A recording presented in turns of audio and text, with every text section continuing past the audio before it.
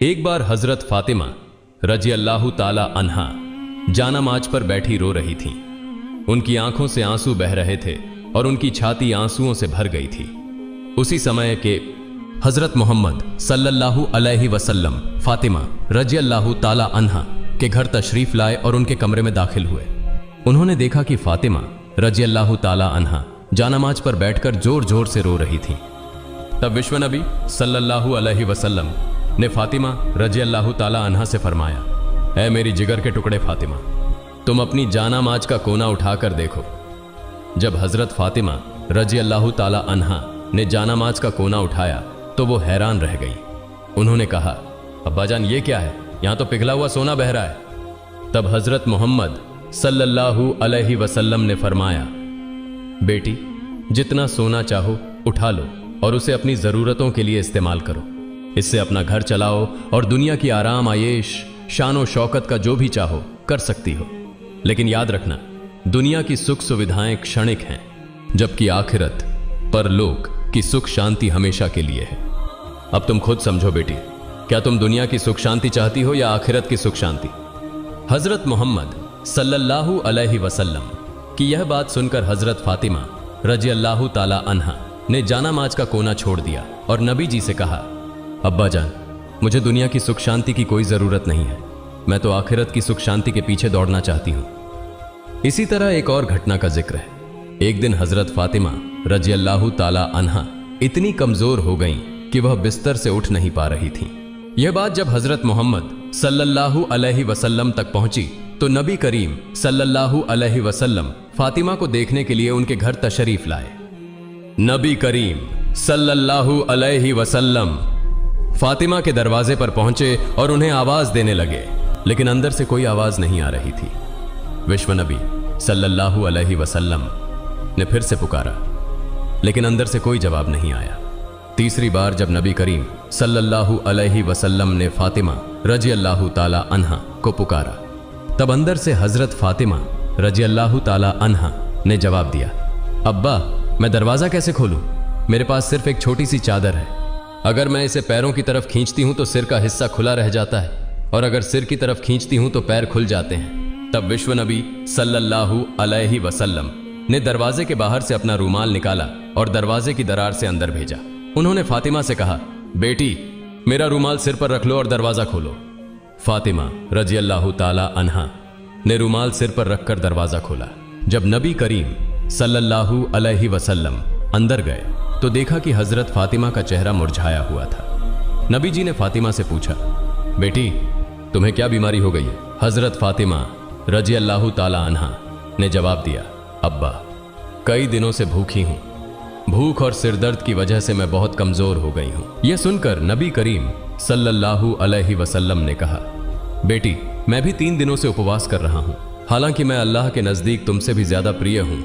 अगर मैं चाहता तो अल्लाह मुझे दुनिया का सबसे बेहतरीन खाना खिलाता, लेकिन मैंने दुनिया की जगह आखिरत को प्राथमिकता दी है। तब नबी करीम सल्लल्लाहु अलैहि वसल्लम ने हजरत फातिमा रजी अल्लाह ताला अन्हा से कहा, हे मेरी बेटी फातिमा सब्र रखो, तुम्हारे लिए खुशखबरी है, अल्लाह की कसम जन्नत में तुम औरतों की सरदार होगी, जन्नत की चाबी तुम्हारे हाथों में होगी। यह सुनकर हजरत फातिमा रजी अल्लाह ताला अन्हा आश्चर्यचकित हो गईं और नबी जी से पूछा, अब्बा जान फिर बीबी मरियम और बीबी आसिया का क्या होगा? नबी करीम सल्लल्लाहु अलैहि वसल्लम ने जवाब दिया, बीबी मरियम अपने समय की औरतों की सरदार थीं और बीबी आसिया भी अपने समय की औरतों की सरदार थीं, लेकिन तुम फातिमा कयामत तक जितनी औरतें आएंगी उन सब की सरदार होगी। एक बार हजरत फातिमा रजी अल्लाह ताला अन्हा अपनी यहूदी दोस्त के साथ एक बाग में खड़ी थीं और बातचीत कर रही थीं। उस यहूदी लड़की के पास कुछ लोग आए और उससे कहा, तुम्हारे पिता ने तुम्हें घर बुलाया है।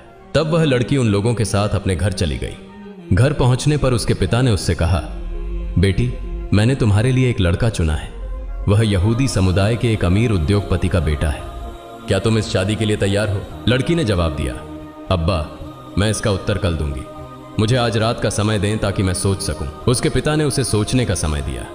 लड़की ने समय लेकर बिना इधर उधर देखे दौड़कर हजरत फातिमा रजी अल्लाह ताला अन्हा के पास चली गई। लड़की ने हजरत फातिमा रजी अल्लाह ताला अन्हा के पास पहुंचकर कहा, बहन हमारी 12 साल की दोस्ती है, इस लंबे समय में तुमने मुझे कभी गलत सलाह नहीं दी। मुझे उम्मीद है कि आज भी तुम मुझे कोई गलत सलाह नहीं दोगी। मेरे पिता ने मेरे लिए एक लड़का चुना है जो यहूदी समुदाय के एक बड़े उद्योगपति का बेटा है। मेरे पिता चाहते हैं कि मेरी शादी उस लड़के से हो। अब तुम बताओ मुझे क्या करना चाहिए। यह सुनकर हजरत फातिमा रजी अल्लाह ताला अन्हा ने उस लड़की से कहा, हे बहन, चूंकि तुम्हारे पिता ने उस लड़के के साथ तुम्हारी शादी तय की है और वह चाहते हैं कि तुम्हारी शादी उस लड़के से हो, इसलिए तुम्हें शादी के लिए राजी हो जाना चाहिए। तब उस लड़की ने हजरत फातिमा रजी अल्लाह ताला अन्हा से कहा, हे बहन, मैं शादी के लिए राजी हो सकती हूं, लेकिन एक शर्त है। शर्त यह है कि अगर तुम मेरी शादी में शामिल होती हो तभी मैं यह शादी करूंगी। तुम तो जानती हो कि मैं तुम्हें कितना प्यार करती हूं। यह सुनकर हजरत फातिमा रजी अल्लाह ताला अन्हा ने उस लड़की से कहा, तुम यहूदी हो और हम मुसलमान, और तुम जानती हो कि यहूदी मुसलमानों को बिल्कुल भी सहन नहीं कर सकते। अगर मैं तुम्हारी शादी में जाऊंगी तो मेरे पिता हजरत मोहम्मद सल्लल्लाहु अलैहि वसल्लम को मुस्लिम समुदाय के सामने सवालों का सामना करना पड़ेगा और लोग उनके बारे में मजाक बनाएंगे। इसी तरह तुम्हें भी यहूदी समुदाय में सवालों का सामना करना पड़ेगा और वे भी तुम्हारे बारे में मजाक करेंगे। मैं तुम्हारी शादी में शामिल नहीं हो सकती। तब उस यहूदी लड़की ने हजरत फातिमा रजी अल्लाह ताला अन्हा से कहा, सुनो बहन, अगर तुम मेरी शादी में मौजूद नहीं रहोगी तो मैं कसम खाती हूं कि कयामत आ भी जाए फिर भी मैं उस लड़के से शादी नहीं करूंगी। उसकी इस बात को सुनकर हजरत फातिमा रजी अल्लाह ताला अन्हा ने अंततः उसकी मजबूरी को समझा और कहा, ठीक है बहन, मैं तुम्हारी शादी में आऊंगी। तुम यह बात अपने पिता को बता दो। यह सुनकर वह लड़की दौड़कर अपने पिता के पास गई और कहा, अब्बा, मैं इस शादी के लिए तैयार हूं, लेकिन एक शर्त है। शर्त यह है कि मेरी शादी में मोहम्मद सल्लल्लाहु अलैहि वसल्लम की बेटी फातिमा रजी अल्लाह ताला अन्हा मेरे साथ होगी। तब उस लड़की के पिता ने कहा, अगर मोहम्मद की बेटी हमारे घर आएगी तो वह हमारे स्टेटस के साथ मेल नहीं खाएगी, क्योंकि वह गरीब है। उसके पिता भी गरीब हैं। वे ठीक से 2 वक्त का खाना नहीं खा पाते और उनके पास अच्छे कपड़े भी नहीं हैं। तब उस लड़की के पिता ने कहा, अगर वे गरीब हैं तो वे तुम्हारी शादी में कैसे आएंगे? जो लोग तुम्हारी शादी में आएंगे वे सभी अमीर उद्योगपतियों के बेटे और बेटियां हैं, इसलिए मोहम्मद की बेटी फातिमा को दावत नहीं दी जा सकती। लड़की ने अपने पिता से कहा, अब्बा, अगर आप फातिमा को मेरी शादी में आने से रोकते हैं तो मैं कभी भी यह शादी नहीं करूंगी। अंततः पिता को मजबूर होकर मानना पड़ा और उन्होंने कहा, मैं तुम्हें अनुमति दे सकता हूं, लेकिन एक शर्त है। शर्त यह है कि अगर मोहम्मद की बेटी फातिमा हमारे घर आना चाहती है तो उसे नए और सुंदर कपड़े पहनकर आना होगा। अगर वह पुराने कपड़े पहनकर आती है तो उसे हमारे घर में प्रवेश करने की अनुमति नहीं मिलेगी। यह सुनकर वह लड़की फिर से दौड़कर हजरत फातिमा रजी अल्लाह ताला अन्हा के पास गई और रोते हुए कहने लगी, हे बहन, मेरे पिता नहीं चाहते कि तुम मेरी शादी में आओ, लेकिन उन्होंने एक शर्त पर सहमति दी है। शर्त यह है कि अगर तुम मेरी शादी में आओगी तो तुम्हें नए और सुंदर कपड़े पहनने होंगे।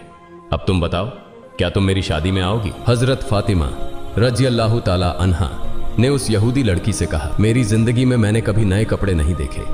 दिन के बाद दिन बीतते जाते हैं और हमारे घर के चूल्हे में आग तक नहीं जलती। कई बार हम भूखे रहते हैं, ऐसे में नए कपड़े कहां से लाऊं? तब उस लड़की ने कहा, हे बहन, अगर तुम अपनी जुबान से बस ये कह दो कि तुम नए कपड़े पहनकर मेरी शादी में आओगी तो मुझे विश्वास है कि तुम्हारे सृष्टिकर्ता महान अल्लाह तुम्हारे लिए नए कपड़ों का इंतजाम करेंगे, क्योंकि मैं जानती हूं कि तुम्हारे और तुम्हारे रब के बीच एक बहुत ही अच्छा रिश्ता है। हजरत फातिमा रजी अल्लाह ताला अन्हा ने भावुक होकर कहा, इंशाअल्लाह मैं तुम्हारी शादी में आऊंगी और दुनिया के सबसे शानदार कपड़े पहनकर आऊंगी। यह सुनकर वह लड़की दौड़कर अपने पिता के पास गई और कहा, अब्बा, फातिमा मेरी शादी में आएंगी और सबसे कीमती कपड़े पहनकर आएंगी। इसके बाद शादी की तारीख तय हो गई। दूसरी ओर हजरत फातिमा रजी अल्लाह ताला अन्हा चिंतित थीं कि शादी का दिन नजदीक आ रहा है और मैंने वादा किया है कि मैं नए कपड़े पहनकर शादी में जाऊंगी, लेकिन मेरे पास नए कपड़े नहीं हैं। यह सोचते हुए हजरत फातिमा रजी अल्लाह ताला अन्हा ने अपना जयनमाज बिछाया और नमाज में बैठ गई। सिजदे में जाकर उन्होंने आंखों से आंसू बहाते हुए कहा, हे माबूद, इस दुनिया में मेरा आपसे गहरा संबंध बन गया है जिसे आज तक कोई नहीं जानता। हजरत फातिमा रजी अल्लाह ताला अन्हा ने रोते हुए अल्लाह से कहा, महीनों से मैं भूखी रही हूं, कभी भी मैंने आपसे कुछ नहीं मांगा, लेकिन आज मैं आपसे एक नए कपड़े की दरख्वास्त कर रही हूं। यह मेरी किसी जैविक या शारीरिक जरूरत के लिए नहीं है। मुझे ऐसा कपड़ा दीजिए जिसे पहनकर मैं अपनी सहेली की शादी में जा सकूं और वहां की तमाम लड़कियां उस कपड़े को देखकर मेरी तरफ ध्यान दें। क्या आप मुझे एक नया कपड़ा देंगे? इस तरह हजरत फातिमा रजी अल्लाह ताला अन्हा रोते रोते अल्लाह से दुआ कर रही थी। नमाज खत्म करने के बाद जब उन्होंने अपने घर के कोने में नजर डाली तो वहां 2 पैकेट रखे हुए देखे। यह देखकर वे भावुक हो गई। हजरत फातिमा रजी अल्लाह ताला अन्हा वह पैकेट लेकर रोते हुए हजरत मोहम्मद सल्लल्लाहु अलैहि वसल्लम के पास आईं और पूरी घटना बयान की। जब हजरत मोहम्मद सल्लल्लाहु अलैहि वसल्लम ने पैकेट को खोला तो उसमें से जन्नत की खुशबू आने लगी। तब हजरत मोहम्मद सल्लल्लाहु अलैहि वसल्लम ने फातिमा रजी अल्लाह ताला अन्हा को गले लगाकर उनके माथे को चूमा और कहा, यह कपड़ा तुम्हें कहां से मिला? बेटी, यह तो दुनिया का कपड़ा नहीं है, यह तो जन्नत का कपड़ा है। तुमने छिपकर अल्लाह से संबंध बनाया है। अल्लाह रब्बुल आलमीन तुमसे खुश हो गए हैं और तुम्हारी दुआ स्वीकार की है। अल्लाह ताला के पास एक कपड़े की मांग करने की वजह से उन्होंने तुम्हारे लिए जन्नतुल फिरदौस से तुम्हारा कपड़ा भेज दिया है। फिर हजरत मोहम्मद सल्लल्लाहु अलैहि वसल्लम ने कहा, तुम इस कपड़े को पहनकर अपनी यहूदी दोस्त की शादी में जा सकती हो, लेकिन तुम्हें पर्दा भी रखना होगा। हजरत फातिमा रजी अल्लाह ताला अन्हा ने हजरत मोहम्मद सल्लल्लाहु अलैहि वसल्लम से कहा, अब्बा जान, मैं अपने हिजाब के साथ अपनी दोस्त की शादी में जरूर जाऊंगी। जब हजरत फातिमा रजी अल्लाह ताला अन्हा ने जन्नती कपड़ा पहना तो उनकी खूबसूरती और बढ़ गई। जब वह शादी के घर में दाखिल हुई तो मानो सब कुछ रोशनी से भर गया। महिलाएं नववधू की तरफ से मुंह मोड़कर हजरत फातिमा रजी अल्लाह ताला अन्हा की तरफ देखने लगी। सभी कहने लगी, फातिमा, तुम तो गरीब हो, फिर तुम्हें इतना महंगा और खूबसूरत कपड़ा कहां से मिला? हजरत फातिमा रजी अल्लाह ताला अन्हा ने कहा, मैंने इसे बाजार से खरीदा है। महिलाएं चकित होकर पूछने लगी, कौन से बाजार से, किस दुकान से खरीदी है? तब हजरत फातिमा रजी अल्लाह ताला अन्हा ने मुस्कुराते हुए कहा, तुम लोग उस बाजार को नहीं जानती और न ही उस दुकान को पहचानोगी। इस प्रकार हजरत फातिमा रजी अल्लाह ताला अन्हा ने अपने अद्भुत अनुभव को साझा करते हुए सभी को अपनी खासियत का एहसास कराया। हजरत फातिमा रजी अल्लाह ताला अन्हा ने कहा, यह एक ऐसा बाजार है जिसे जाने के लिए एक खास रास्ता है। तुम उस रास्ते का नाम नहीं जानती हो और न ही तुम उस बाजार का पता पहचान सकोगी। महिलाएं बोली, हमें सिर्फ एक बार उस बाजार का पता बता दो, हम जरूर वहां पहुंच जाएंगी। हजरत फातिमा रजी अल्लाह ताला अन्हा ने फिर कहा, मैंने जो कपड़ा खरीदा है वह उस विशेष दुकान से है जिसे जाने के लिए एक खास रास्ता अपनाना पड़ता है, लेकिन वह रास्ता है सिरात अल मुस्तकीम। यह वही रास्ता है जो सही मार्ग का संकेत देता है और जिस पर चलकर इंसान अपने ईमान को मजबूत कर सकता है। महिलाएं आश्चर्यचकित थीं और सोचने लगीं कि इस खास रास्ते की पहचान कैसे की जाए। हजरत फातिमा रजी अल्लाह ताला अन्हा ने कहा, इस रास्ते के लिए मेरे पिता हजरत मोहम्मद सल्लल्लाहु अलैहि वसल्लम हमेशा इस्लाम के प्रचार में लगे रहते हैं। यह वही रास्ता है जिसके लिए मेरे पिता ताइफ की जमीन पर 3 बार जख्मी हुए थे। इसका नाम है सिरात अल मुस्तकीम। अगर तुम इस रास्ते पर चलोगी तो तुम सही मायने में उस बाजार तक पहुंच सकोगी। जाते जाते एक बाजार पाओगी, उस बाजार का नाम है जन्नत, और उस बाजार में एक दुकान है, उस दुकान का नाम है जन्नातुल फिरदौस। वही दुकान का मालिक है जिसने मुझे यह कपड़ा दिया है। महिलाएं इस कपड़े को पाने के लिए इतनी बेताब हो गईं कि उनमें से एक बोली, फातिमा, हम उस दुकान के मालिक के पास जाना चाहती हैं, तुम हमें वहां ले चलो। जवाब में हजरत फातिमा रजी अल्लाह ताला अन्हा ने कहा, उस दुकान के मालिक के पास जाने के लिए तुम्हें एक वाक्य पढ़ना होगा। क्या तुम वह वाक्य पढ़ सकती हो? सभी महिलाएं एक साथ बोली, हाँ हम पढ़ेंगे, तुम हमें बताओ वह वाक्य क्या है। तब हजरत फातिमा रजी अल्लाह ताला अन्हा ने उन्हें बताया, वह वाक्य है, ला इलाहा इल्लल्लाहु मुहम्मदुर रसूलुल्लाह सल्लल्लाहु अलैहि वसल्लम। फिर वहां की सारी महिलाएं कलिमा पढ़कर मुसलमान हो गईं। सुभाना अल्लाह, सुभाना अल्लाह। एक बार उम्मे आयमान नाम की एक जैन महिला किसी काम के लिए हजरत फातिमा रजी अल्लाह ताला अन्हा के घर आती हैं। उम्मे आयमान हजरत फातिमा रजी अल्लाह ताला अन्हा के दरवाजे के पास आकर उन्हें बुलाने लगती हैं। उम्मे आयमान ने कई बार बुलाने के बाद भी अंदर से कोई जवाब नहीं आया, लेकिन फातिमा रजी अल्लाह ताला अन्हा के कमरे के भीतर रोटी के याता, गेंद घुमाने की आवाज आ रही थी। तब उम्मे आयमान ने हजरत फातिमा रजी अल्लाह ताला अन्हा के कमरे की खिड़की से अंदर झांकते हुए देखा कि फातिमा रजी अल्लाह ताला अन्हा सो रही हैं, लेकिन उनके कमरे में रोटी का याता अपने आप घूम रहा था और एक महिला कोने में बैठकर तस्बीह पढ़ रही थी और एक और महिला हजरत हुसैन रजी अल्लाह ताला अन्हु को दुलार रही थी। उम्मे आयमान इस दृश्य को देखकर हैरान रह गईं। फिर हजरत फातिमा रजी अल्लाह ताला अन्हा के घर से बाहर निकलकर सीधे नबियों के सरदार हजरत मोहम्मद सल्लल्लाहु अलैहि वसल्लम के दरबार में पहुंच गईं। उम्मे आयमान ने विश्व नबी के सामने सारी घटना बता दी। फिर विश्व नबी ने उम्मे आयमान से कहा, उम्मे आयमान, मेरी बेटी फातिमा याता घुमाते घुमाते थकी हुई अपनी देह के साथ सो गई थी। हालांकि तब भी उनका तस्बीह पढ़ना बाकी था, और तेज गर्मी के कारण हुसैन रज़ी अल्लाह ताला अन्हु की नींद टूट गई थी। इसलिए अल्लाह रब्बुल आलमीन ने फातिमा रज़ी अल्लाह ताला अन्हा के कमरे में 3 फरिश्तों को 3 कामों को संपन्न करने के लिए भेज दिया। एक फरिश्ता अदृश्य रूप से याता गेंद घुमा रहा था, जबकि दूसरा फरिश्ता फातिमा के बाकी तस्बीह को पढ़ रहा था, और तीसरा फरिश्ता हजरत हुसैन रज़ी अल्लाह ताला अन्हु को झूले में सुला रहा था। उम्मे आयमान, तुमने जो देखा वह सच है। तुमने जो 3 महिलाओं को देखा है वे कोई सामान्य महिलाएं नहीं हैं, वे अल्लाह रब्बुल आलमीन की तरफ से भेजे गए फरिश्ते हैं। तब नबी करीम सल्लल्लाहु अलैहि वसल्लम के मुंह से ये बातें सुनकर उपस्थित सहाबा और उम्मे आयमान हैरान रह गए। वे फातिमा रज़ी अल्लाह ताला अन्हा के लिए दुआ करने लगे और उम्मे आयमान अल्लाहु अकबर कहते हुए नबी करीम सल्लल्लाहु अलैहि वसल्लम के दरबार से बाहर निकल गई। एक बार 3 दिनों तक विश्व नबी का कोई पता नहीं चल रहा था। हजरत उमर रज़ी अल्लाह ताला अन्हु और हजरत अब्बू बकर रज़ी अल्लाह ताला अन्हु पागल होकर नबी सल्लल्लाहु अलैहि वसल्लम को खोजने निकल पड़े। उमर रज़ी अल्लाह ताला अन्हु के हाथ में एक तलवार थी। उमर रज़ी अल्लाह ताला अन्हु और अब्बू बकर रज़ी अल्लाह ताला अन्हु कुछ यहूदियों को देखकर गरज उठे। उमर ने तलवार तानकर कहा, हे यहूदी बच्चों, मेरे नबी कहाँ हैं? बताओ, तुमने मेरे नबी को कहाँ देखा है? नहीं तो मैं उमर आज तुम्हें सबको काट डालूंगा। तब यहूदी बोलने लगे, हे उमर, विश्वास करो, हम तुम्हारे नबी को नहीं देख पाए हैं। फिर हजरत अब्बू बकर रज़ी अल्लाह ताला अन्हु ने उमर से कहा, उमर चलो हम आगे चलते हैं, वहां शायद कुछ रखाल मिल जाए। उनसे पूछने पर शायद हमें विश्व नबी का पता मिल सके।